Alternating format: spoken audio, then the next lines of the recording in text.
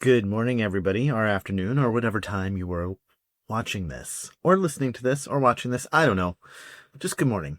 I wrote an essay today about Broadway and about dreams and things like that. It's kind of ironic that my husband put out my Redwood mug from when we saw Redwood with Idina Menzel at La Jolla Playhouse, and it's now playing on Broadway. The essay today is called The Dream is the Thing. I've kind of stopped counting the number of essays that I've done. It's now just my thing, I guess. So anyway, here we go. The dream is the thing. No matter how old you are, you still have dreams. I don't mean the kind you have while you're asleep. I mean dreams for your life.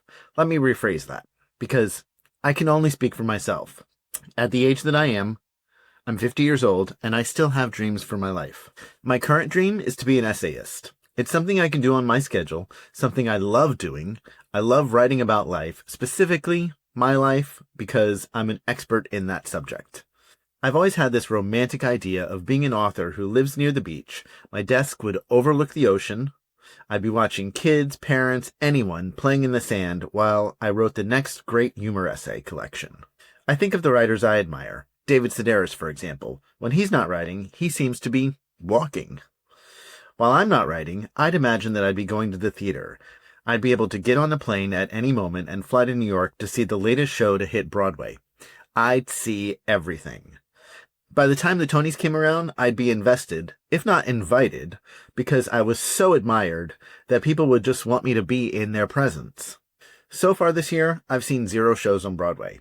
The last show I saw was in December. While that's dangerously close to this year, it still doesn't quite count. I saw Maybe Happy Ending with Darren Criss and Helen J. Shen.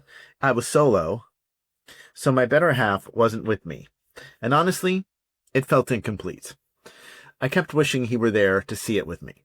Earlier this week, I was on the phone with someone who lives in New York. She was talking about how she never goes to shows, and mentioned a friend of hers who has no problem going alone. I said, "Oh, I'm that person. I've always felt more alive in the theater district than almost anywhere else. When I lived in Massachusetts, I'd wake up on a Saturday, drive an hour and a half to the train station, take another hour and a half ride into the city, get there in time for a matinee, grab a cookie at Schmackary's, my favorite cookie place, and be back home by 9 or 10 that night. It was my favorite thing to do.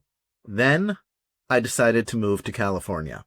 I wasn't prepared for the long distance between me and Broadway. Sure, there's great theater in LA, but it's not the same.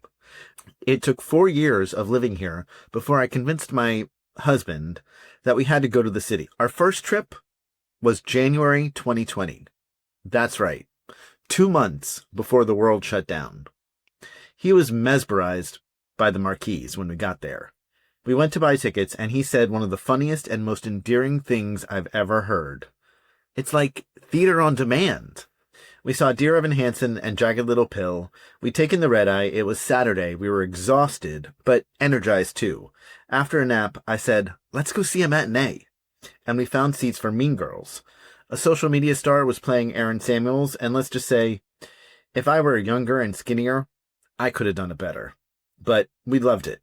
We hit Schmackary's, and we were both blown away by Lauren Patton in Jagged Little Pill. On my last trip in December, I also saw Swept Away at the Longacre Theater. I was standing outside debating whether to go right in or wait it out. Lauren Patton walked up next to me on the phone. I don't know why I did this, but I said her name. "Lauren?" She looked at me, still on the phone, and said, "Mom, hang on."